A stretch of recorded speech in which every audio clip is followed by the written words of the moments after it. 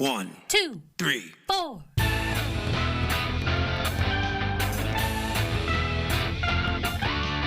Monster movie. Fun time, go! Monster movie. Fun time, go. Monster. Movie. Fun time. Go! Monster movie. Fun time, go. With Precious D and Honeybee. Fun time, go! Ladies and gentlemen, boys and girls, friends and neighbors, welcome once again to Monster Movie Fun Time Go. I am your host, Precious D. And I am your other host, Honeybee. Honeybee, we have a little kaiju news. Yay, kaiju news. Shin Ultraman finally has a U.S. release date. Have we even mentioned Shin Ultraman at all? I don't think so. Okay, so Shin just means new. Back in 2016, a movie called Shin Godzilla came out, a Japanese Toho production that was released in U.S. theaters. This is Shin Ultraman. It's some of the same people involved in making it. The director is Shinji Higuchi. Hideki Anno is the writer and producer. The two of them co-directed Shin Godzilla. Hideki wrote Shin Godzilla. And they have an upcoming project. Hideki Anno has the upcoming project Shin Kamen Rider, which is another TV sci-fi ongoing series. Like Ultraman, it's a thing that's been ongoing for years on Japanese television and has a limited release over here. So there's a theatrical release movie of that in the works. So we've been wondering for a while when Shin Ultraman was going to get a theatrical release, because it just came out this year. They have announced a theatrical release for it. It's going to be a Fathom event, 2 nights only. Ooh, Wednesday, dang. January 11th, you can watch it with subtitles, or Thursday, January 12th, you can watch it dubbed. Tickets go on sale December 9th at fathomevents.com. So I don't know yet if it's going to be coming to my local theater. It'll probably be coming to your local theater, Honeybee, because you live in a slightly larger city than I do.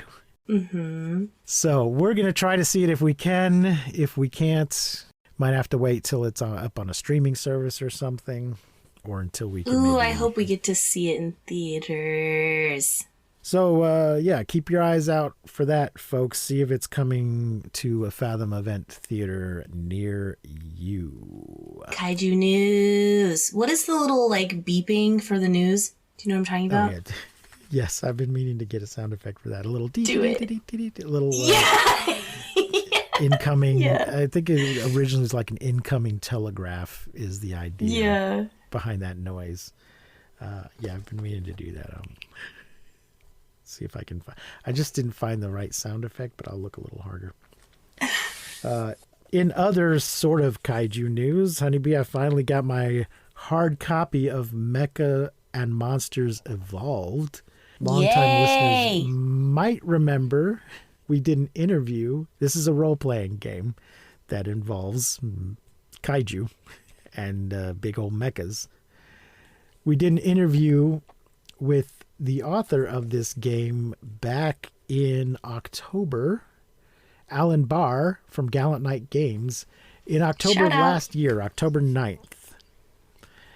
And this was a Kickstarter that I backed, and I interviewed him about it. So the Kickstarter was still going on when we did that interview, and it usually takes a little while to go from Kickstarter to final product. Yay! And so you got it? Yes, I got it. I've had the PDF version for a while, but it took a little longer for the print version. Everything is, because of the pandemic and people get things printed in China a lot, everything is delayed and backed up, and supply chains and all that stuff right now. So it took a lot longer for the print version to come out than the electronic version. So cool. that's I'm it for our so glad you got news. it. Yeah. I hope I get the chance to play it soon. Go listen to Alan Barr's interview. If you're interested in this game, go to gallantnightgames.com and take a look at it. Maybe pick up a copy. Now, on to today's movie, Space Amoeba, which is not at all in any way an amoeba. Space glitter spirit thing.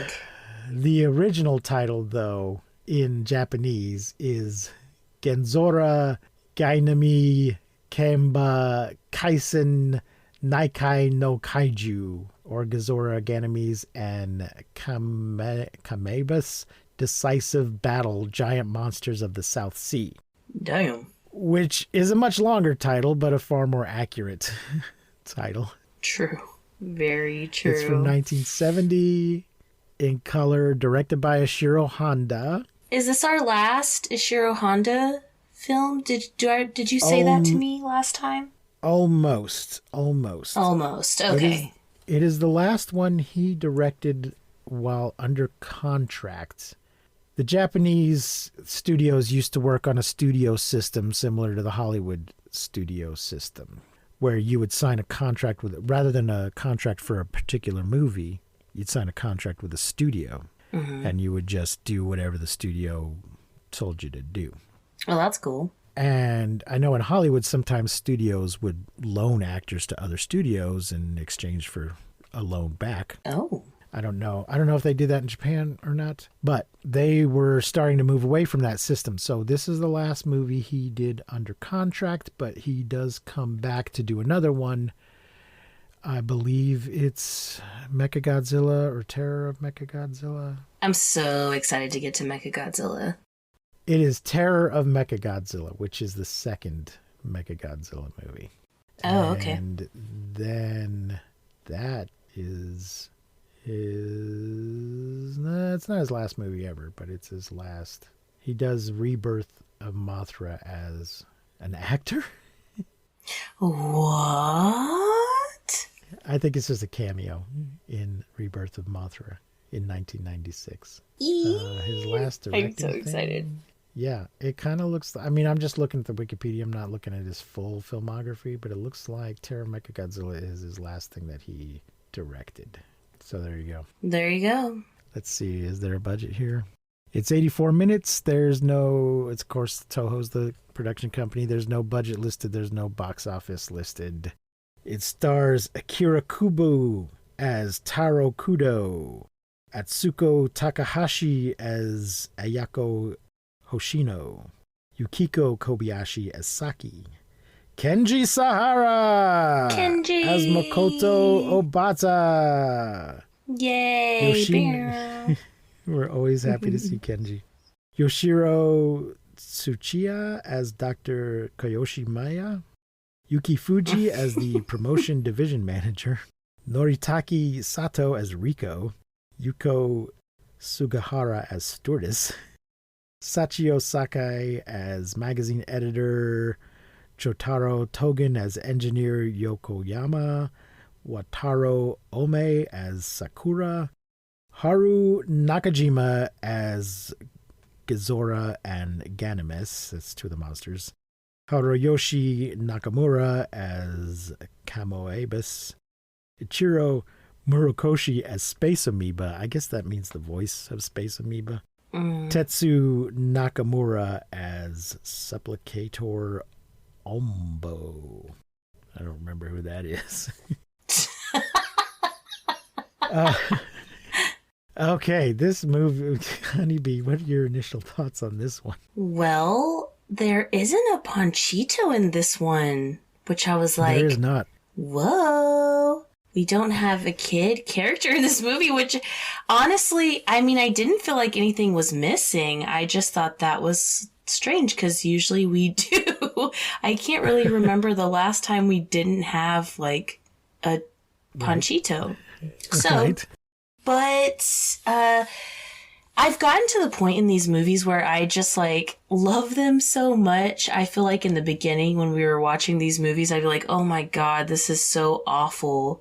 But at this point, I'm just like, yay! Every time I like see a monster or see something that like, you know, we look out for, or those little things where it's like, all right, if you've seen it once, you've seen it again, you know, because so many things just kind of happen the same. So there was a lot of that in this film, but no Panchito.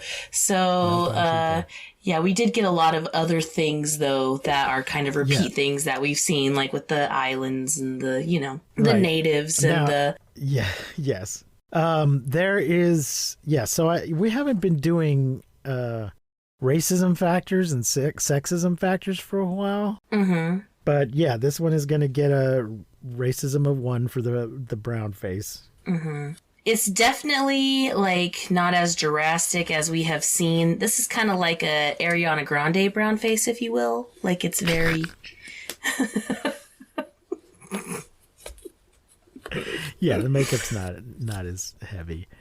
Yeah, we've definitely seen some, like... Not that that makes it any better. I just, like, noticed that it was like... I was like, oh, okay. This has been worse in the past. Not that that makes it better, but... A little less insulting. Yeah. So even though this is from Toho and directed by Ishiro Honda and kind of has 3 kaiju in it, this is not part of the Godzilla universe, really. It does not appear to be connected in any way. They don't make any mention of any of those monsters, and I don't think any of these ever show up again because they're really all the same monster. Which we will get to as we get into the plot. Oh my goodness! So here we go with the summary. What are your initial thoughts? Oh, I think this is pretty. Do you not like it? Just a big old pile of nonsense. It's just not good. I did not care for it. Aw, boo. Oh, folks, I should. So I first saw this movie a year or 2 ago when we were first thinking of doing this whole thing. And at that time, it was on Amazon Prime. Now it's not. Yeah, bummer. It doesn't seem to be streaming anywhere officially. Wink, wink. So wink, if you don't wink. feel like buying a hard copy, it is possible that some organization on the internet may have archived it. But I'm not saying where that might be. Find it, you little monsters. But I would not... I'm not trying to encourage bootlegging here, but I would not pay money to see this movie, folks. Just say it. Do not order a high-priced Blu-ray off of Amazon.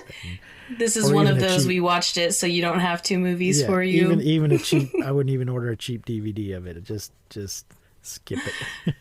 Oh man, I really did not dislike it as much as you did. Oh, yeah. I mean, it's not, well. Let's dive in, shall we? Yes. Okay, this is a summary from Wikipedia. Thank you, Wikipedia. Thank you, Wikipedia. The Helios 7 space probe is sent on a mission to study the planet Jupiter. Is that what it was doing? I thought it was just out there. Well, I didn't remember.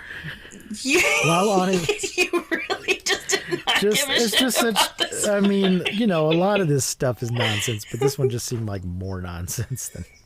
I love that we open here with like the space probe shit, and it's just like the opening scene. It is like toy space. Just I was like, yay, toy space! Right to it. Get right into it. While on its outward journey to the gas giant, the probe is overtaken by the space amoeba. It is not an amoeba. It is a glitter cloud. It is I guess? sparkly galaxy glitter cloud. Yes, it is not in any way shaped like an amoeba, nor does it function like an amoeba. It doesn't look at all the like an glitter amoeba. cloud. Yeah, that's fine. It's just, I mean, it's not their fault. That's the American title. Some American douchebag slapped that title on it. So it's not Ashiro Honda's fault. It's not Toho's fault. Gosh, who released it in? Oh, it's also, I'm sorry, it is also in America released theatrically in the United States as Yog Monster from Space. That's a little bit more accurate, except that nobody calls it Yog. I mean, if that's a dub, we watched a subtitled version. I guess in the dubbed version they might call it Yog. I watched the dubbed version because I found it archived somewhere on the internet. Okay. So my version was dubbed, not subtitled. Did they call it Yog? Negative. Okay. Maybe mine was dubbed too. I don't remember now. I've seen it a couple of times, and it all blurs together. I think. Oh no! I think what I watched. So, it was distributed in American by. It was distributed in the. Oh man, folks! I'm a little loopy. I had 2 vaccinations the other day in one day. It's kind of taking it out of me a little bit. Getting to your brain. Yeah. It was distributed in the U.S. by American International Pictures, who we have some previous experience with, under the title Yog, Monster from Space. The version we watched was dubbed, but appeared to be a dub of the Japanese version, because there's no AIP titles. It's right. The Japanese titles in Japanese, but it was dubbed into English. So I don't know what's going on there, but, that's fine. I'd rather watch that than API tends to fuck things up. AIP. AIP. God damn it. Anyway, if you're looking around for it, you might also look for Yog, Monster from Space.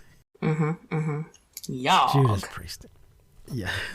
So, anyway, the probe is taken over by the glitter cloud, an amorphous parasitic extraterrestrial. The probe returns to Earth and crashes into the South Pacific, where the amoeba leaves the device and inhabits the body of a cuttlefish, causing it to mutate into what is called Gezora.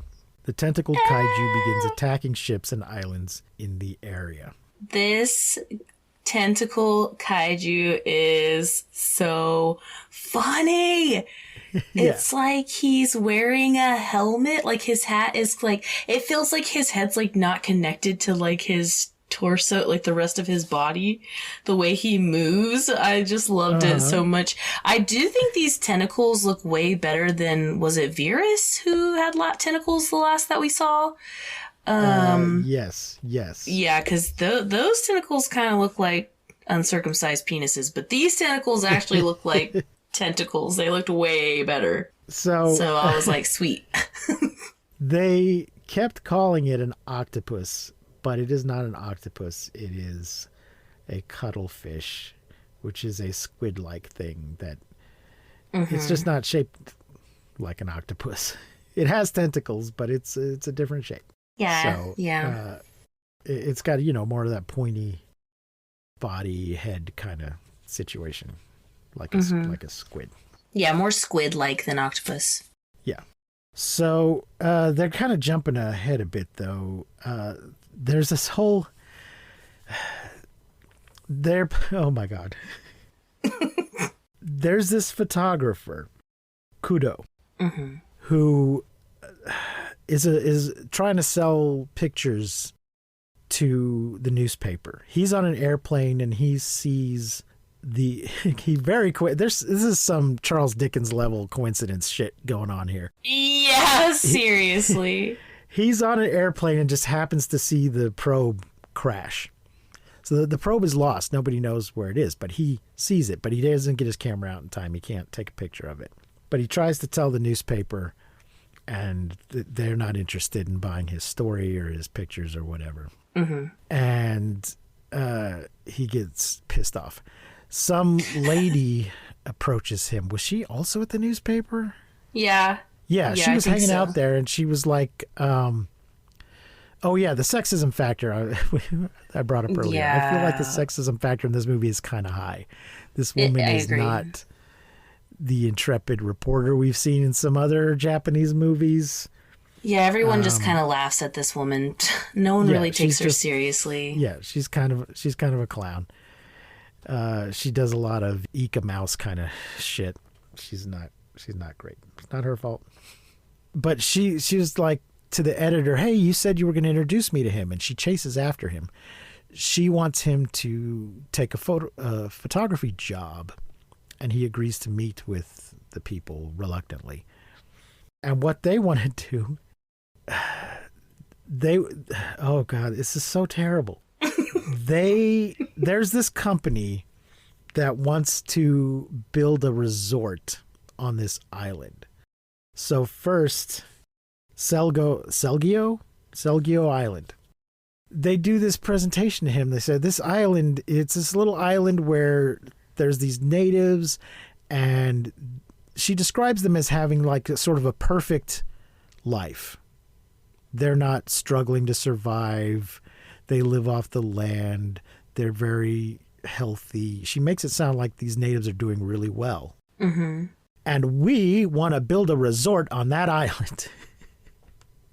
I'm like, wait, what?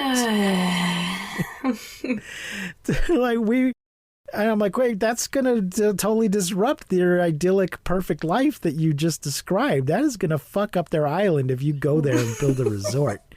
That you're the bad guys here. And I thought that's what we were going to get, because in some of these movies, we've gotten that in the past. The bad capitalist. Mm-hmm. They're not full-blown socialist movies, but they're presenting the exploit. Some capitalism's good, but if it gets too exploitive, it's bad. Mm-hmm. And I thought that's what we were going to get. Is the evil industrialist who's going to fuck up this island, and he doesn't want to go. He's like, I don't do those. So they want him to take pictures of the island to show to investors. Just, some nice nature shots and stuff, and probably some pictures of the natives and whatever to make a brochure to show to investors, whatever. And he's like, that's not what I do. I'm a photojournalist. I wouldn't do it for $1 million. Mm-hmm. Then the scientist comes in. What was his Dr. name? Dr. Mia or Dr. Yes, Maya? Dr. Mia. Mm-hmm. Yeah. Dr. Mia. His dub character, like the guy whose voice, like, he just like had such a cool, like, he was like, yeah, like he just had so much like inflection in his voice. I was like, wow, okay, sir. He comes in and he's like, hey, Kudo. And he's like, oh, Dr. Mia. They know each other.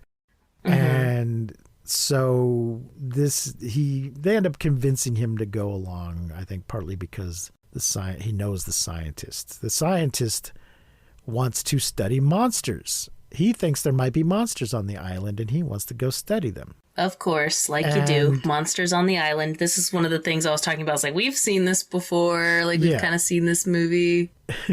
Right. And he is more interested in taking pictures of monsters than just taking pictures of trees and huts and stuff. But the thing is, this is part of what's so weird and bad about this movie.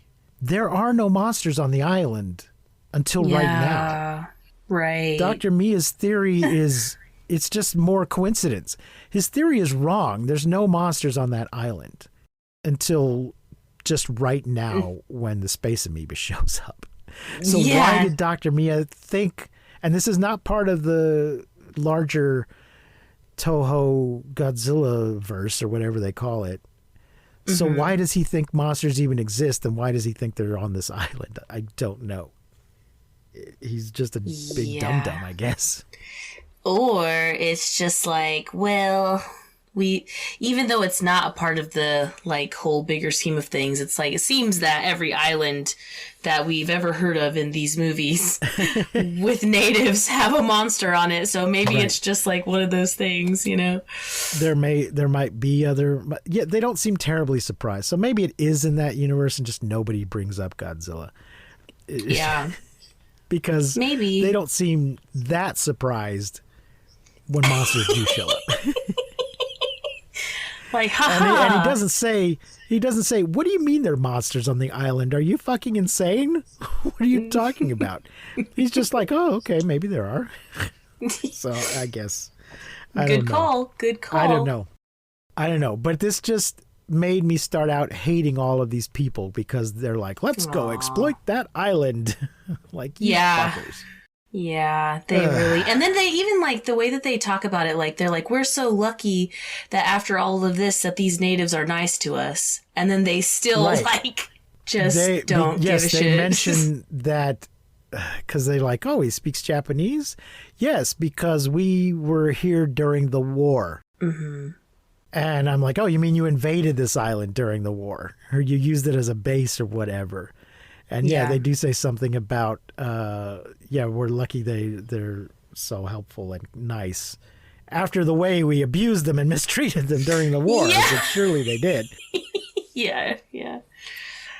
So I thought that was a little problematic. Yeah, I definitely see the problem. So, it's just we're so far into it at this point, so far away from the war that to talk about it in any sort of positive way to me just seemed, or maybe it's because we're so far away that the memory is fading. I don't know. It just struck me as really weird that we're bringing up the war at this point. Yeah. Oh, God. Anyway, moving on. No, they're just jumping to them landing on the island. On the boat, on the way to the island, they meet Kenji Sahara. They meet Obata. They meet Obata. Who is a guy that is... So it's Kenji Sahara in a false beard. Which I felt was a really bad one. Honeybee, did you feel the same? I mean, we've definitely seen some better, but it was all right. I thought he did good in this movie, though. No, he did a good job. I'm just saying it was very apparent to me that this was not his own facial hair. That it was fake, yeah. Yes. We've seen him in some better beards, but it wasn't too distracting. Okay. Well, they do some really good like close-ups of his face, and he's like just like using his face, like doing all these like weird like facial expressions and like just moving his face. And I didn't think about it then, so I guess it couldn't have been too bad. Just when he first showed up, I was like, "Wait a minute, is that a fake?" Yes, that's fake. That's funny. And I just remembered in the Atragon, he had a fake beard in that movie. When you need mealtime inspiration, it's worth shopping Kroger, where you'll find over 30,000 mouth-watering choices that excite your inner foodie. And no matter what tasty choice you make, you'll enjoy our everyday low prices, plus extra ways to save, like digital coupons worth over $600 each week. You can also save up to $1 off per gallon at the pump with fuel points. More savings and more inspiring flavors make shopping Kroger worth it every time. Kroger, fresh for everyone. Fuel restrictions apply.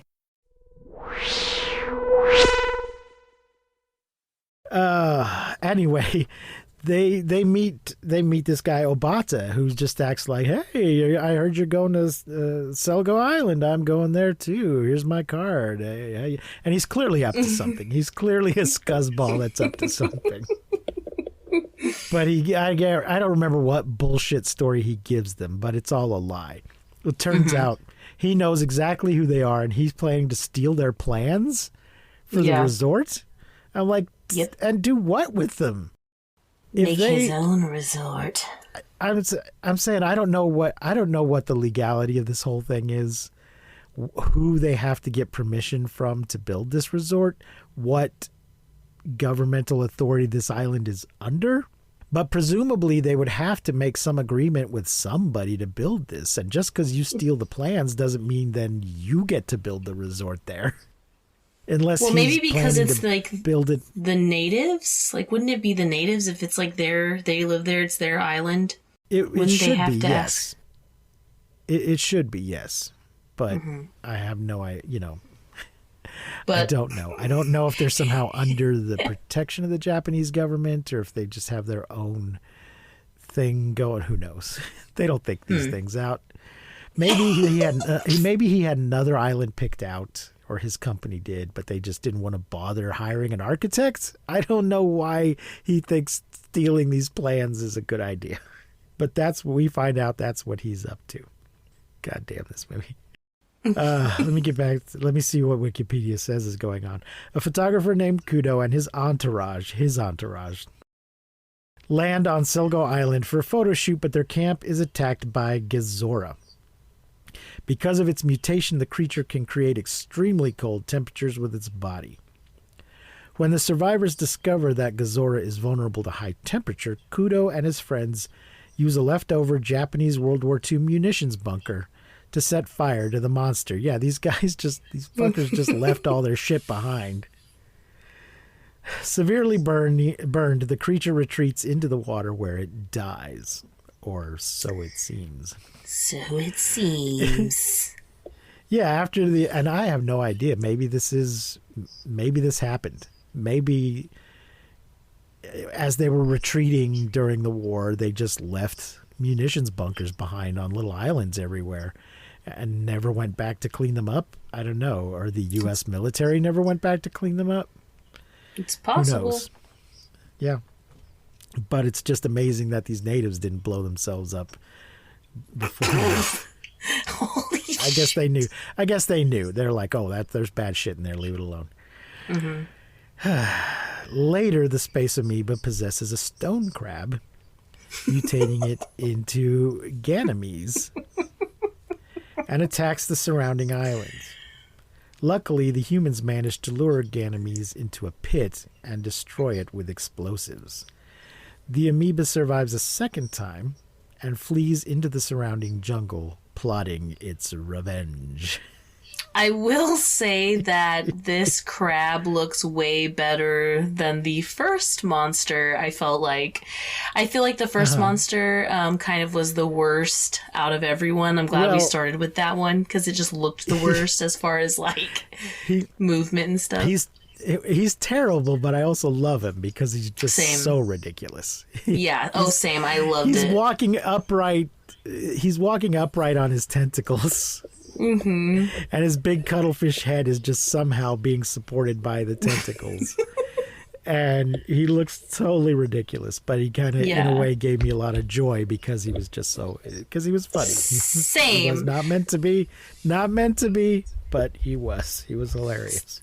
He was hilarious. But the crab does look way better, he looks like, big monster, scary. I thought it looked great, and his little eye movements were really cool. I thought it was really good, like the costuming or whatever of this monster. The space amoeba decides to control 2 Earth creatures this time. Another Ganymede and a mata named Camobus? I meant to look up what is a mata. Mata.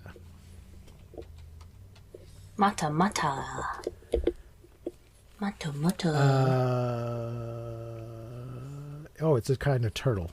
Did he look like a turtle? Yeah, kind of. I don't know. It's been totally. Since I watched this thing. Yeah, he definitely looks like a turtle. It's a freshwater turtle species found in South America. I don't know why Wikipedia thinks it's specifically a mata, but it's some kind of turtle thing, yeah. Mm-hmm. Not quite Gamma level, but... No, but very similar, he really looked like the shell was very similar. Mm-hmm. The 2 monsters raid the human camp. Luckily, Kudo realizes the 2 monsters' weakness, supersonic waves. Okay, they're leaving out an important plot point here. The space amoeba also possesses Obata.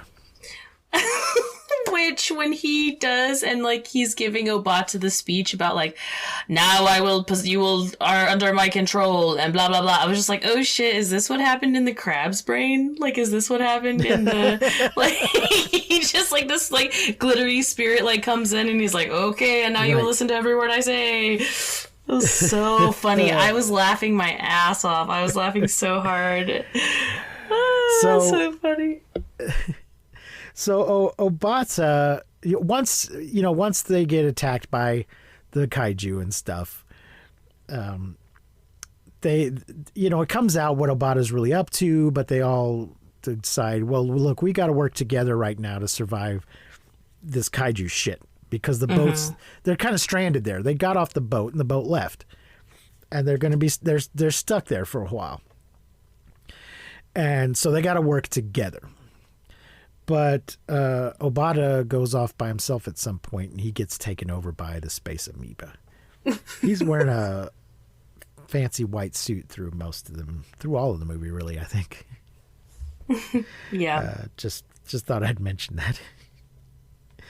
He just reminds me of a certain sort of character from classic old movies in the white linen suit. I mean, classically a white dude in some place, not a Japanese dude, but, you know, an exploiter and a colonizer someplace where he really has no business being, living there, you know, in exile in Egypt or South America or someplace because he's a shady fucker who can't go back to where he's from. That's what his white suit reminded me of. Damn it. So anyway, he gets possessed by the space amoeba. So, I mean, in this way, it does sort of act like amoeba in that it can sort of break off into other little bits of itself, you know? Yeah. And so it's taken over 3 things at once at this point. And its goal is eventually to take over the whole planet. So I guess, does he say, I guess if he gets off this island, he wants to destroy all the humans or he wants to infect all the humans. I can't remember what his exact plan is because it's a nonsense plan. I don't remember if he wanted to wipe out all the humans and then just live there as a space amoeba or if he wants to inhabit all the humans or what his fucking plan was. But yeah, I think he wants to wipe them out. Yeah, it involves tearing shit up. So they figure out that his weakness is supersonic waves. High-pitched, like what bats use for echolocation. Because there's bats early on, the squid version, bats are for some reason flocking around him and it seems to bother him. And just a couple other things clue them in that bats are the key. Yeah, it's so funny when they start like doing the sound themselves and they're like, oh, oh yeah, like, that made wow. no sense. That was horrible. So to test their theory that supersonic waves is the monster's weakness, they grab a big fat, you know, like World War II era walkie-talkie. Mm-hmm. You know, one of those things is like a foot long, big square. Yeah. And just start making noise into it. And I'm like, wait a minute, how is like this? Their own version of bat noises, like they're trying to. But they're not doing it into a megaphone that's projecting the waves. They're doing it into a walkie-talkie. And I'm like, how is this supposed to work? The monster doesn't have the other walkie-talkie. It's not. How is this transmitting in a way that is affecting the monster? This makes no goddamn sense. Yeah, and how are you doing it with your human mouth? Like, you're telling me you can just go, oh, whoa, whoa, and that works? Yeah, this is why I think this movie is particularly bad. This kind of nonsense. But that's how they test their theory and decide, oh yes, that's correct. That is what's doing it. So let's see. By releasing a storm of bats, I think they mean swarm of bats, the amoeba loses control of its creations, Ganymedes and Comebus. No longer under control, they go berserk and begin to battle one another. The humans using more explosives caused the volcano to erupt. I didn't get that they caused it to erupt. I thought it was just coincidentally erupting. There was a lot of coincidentals, like heavy coincidentals in this one. Like, oh, we need this, and then boom, it'd show up. Yep. Engulfing the space amoeba and the 2 monsters. Then, of course, this is one of the worst. Fuck you, Wikipedia. So because they totally left out Obata and his great sacrifice. Oh, Bata. Dude, can we just talk about Kenji in this, like, when he's possessed and how freaking good his acting is in this, like, because he can just, like, act with his, like, face for a moment and he's, like, doing, like, these weird eye things and, like, all of this weird face shit. I was like, oh my gosh, Kenji coming in, just, like, showing us why he's, like, the shit. I loved it. Right. I thought he did so good in this movie. Right.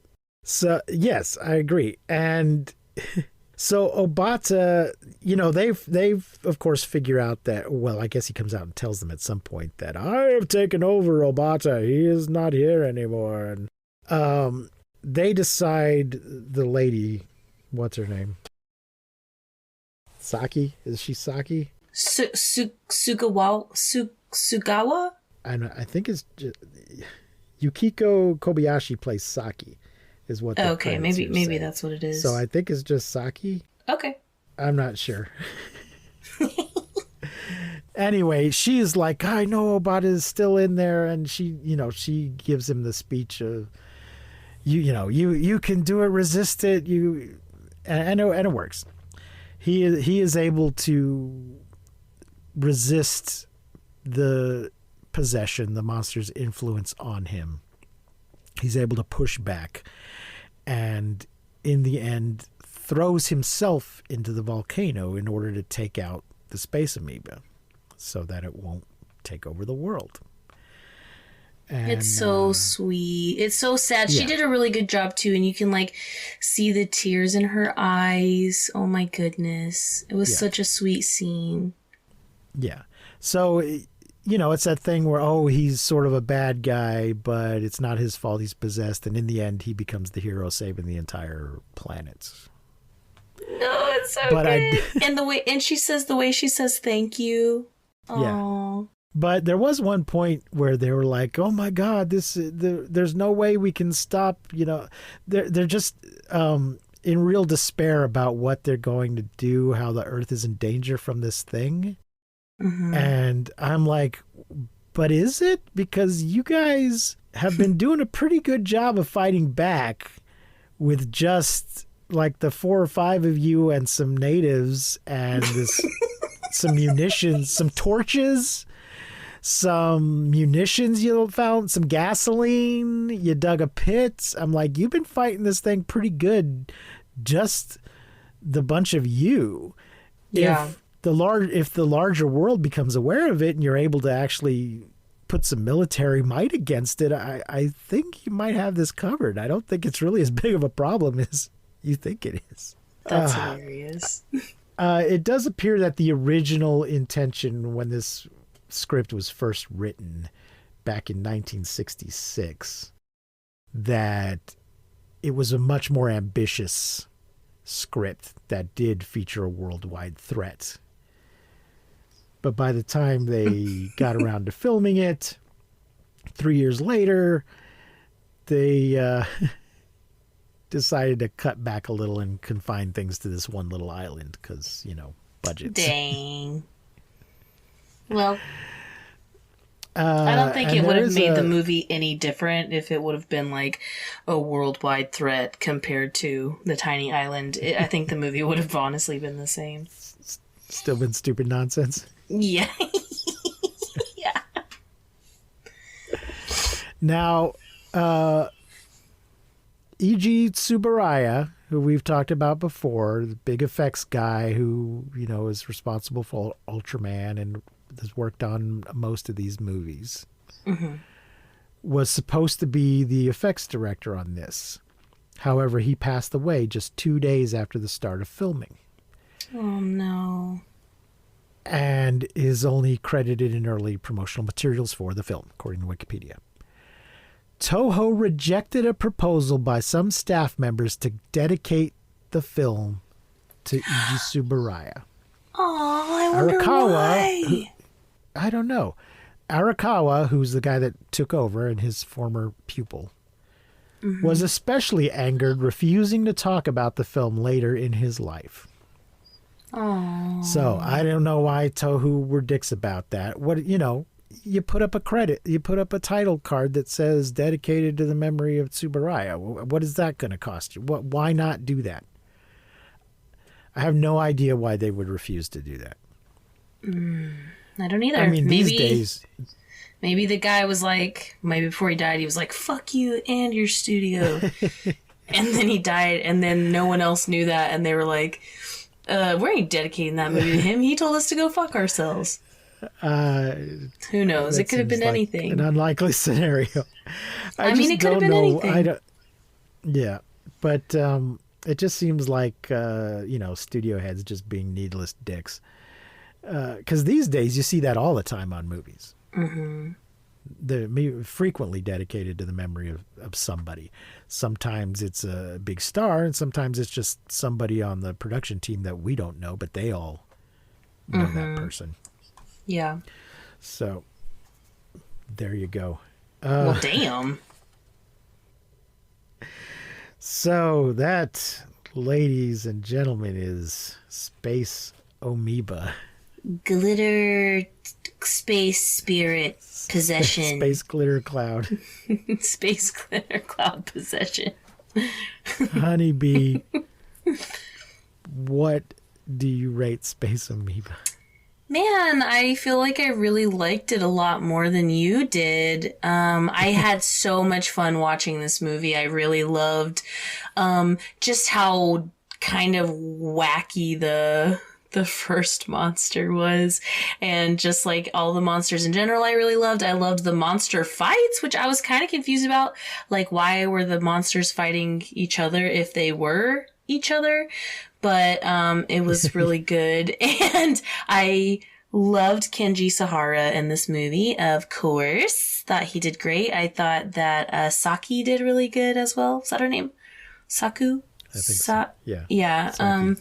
Saki. So I think she did really good too. I felt like her parts when she was, even though people didn't really take women seriously in this movie, I felt like her acting was very genuine, and I loved her parts as well. So I really enjoyed it, and I think I'm gonna say like maybe a 3.5, maybe even a 4. Wow. Yeah, I mean, there was definitely nonsense. It was bullshit, but I totally was entertained and enjoyed it. And I wasn't that sad that there was wasn't a Panchito character because of how fun and wacky everything else was that was going on. So, yeah, I'd say like a 3.5, maybe even a 4. I'm a little torn. I feel like I want to give it a 2 because so much of it is just so stupid, and because of these exploiters, although they end up failing in their, they end up not exploiting the island, although we don't know that they're not going to come back and build that fucking resort anyway. Just the fact that the movie itself seems to be perfectly fine with the idea of building this resort on the island. There's no like lesson learned or anything, like in some of the other ones where there's clearly, the guy that wants to exploit Mothra ends up paying for trying to exploit Mothra. I guess you could argue that Kenji Sahara sort of paid, but no, I don't think that's the lesson they're trying to teach. But it was sort of, there's parts of it that were fun, but it was certainly not the movie's intention. It was unintentional. It was unintentionally comic. Yeah, that's true. If we use Roger Ebert's criteria of did the movie succeed at what it was trying to do, I'm not sure that it did succeed at what it was trying to do. If it was trying to be scary, it failed. I did enjoy Kenji Sahara.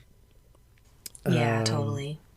I'm gonna stick with a 2. I'm gonna give it a 2. This was sweet. Not at all my. So there you go, folks. That's Space Amoeba. There you go, folks. I do not recommend you go to the effort of trying to find it. I kind of do. So if you've seen it before and you've already seen this movie and you're just like, please tell us, do you love this movie? Do you hate this movie? Did you think it was just like nonsense? Was it fun? Let us know, because I kind of feel like you should watch it. Because even though it is nonsense, it's really fun. There's so much, and even though that's maybe not what the movie's going for, I still really, really enjoyed it. It was super entertaining, and I say watch it. And if you've already watched it, please let us know. Do you love this movie or do you hate this movie? Yes, Okay. Please contact us. If you go to mmftg.bio.link, you can find links to all the ways to contact us and all the places we are. Send us a message, send us an email, tell us what you thought of Space Amoeba, also known as Yog, the monster from space. Folks, I swear we are opening our Patreon soon. We're finally going to do it. As soon as we get one patron, we will start releasing monthly patron exclusive episodes. And we will probably also give you early access to these episodes. They might be a little more raw and unedited, but they will definitely be commercial free. So we will, when it's live, we'll post the link in our show notes, and it'll also be up at that mmftg.bio.link. We're going to be putting out an episode about Flash Gordon. You may recall us talking about our idea was to go through the lyrics to Science Fiction double feature from the Rocky Horror Picture Show and talk about all the movies that are mentioned in that song. Our first movie was going to be The Day the Earth Stood Still, but we ended up having to release that as a regular episode for reasons. We'll still put that up on the Patreon. The next movie in the lyrics is Flash Gordon, so we will be talking about all versions of Flash Gordon in that special episode very, very soon. Next week's episode is Gamera versus Zigra, which you can find on Amazon Prime, and I think it might also be on Tubi or Pluto. Poke around, see where you can find it. Until next time, I have been Precious D. And I have been Honey Bee. Remember to keep calm and seek shelter in basements. And please don't misuse science. We will not see you, but you will hear us next time on Monster Movie Fun Time Go. Yay! You've been listening to Monster Movie Fun Time Go. If you enjoyed the show, please rate and review us on your podcasting platform of choice. Our theme song is by the Texicano Folk Rock Punk featuring Lita Lopez. You can support the show, find links to our social media, and even leave us a voice message at anchor.fm/mmftg.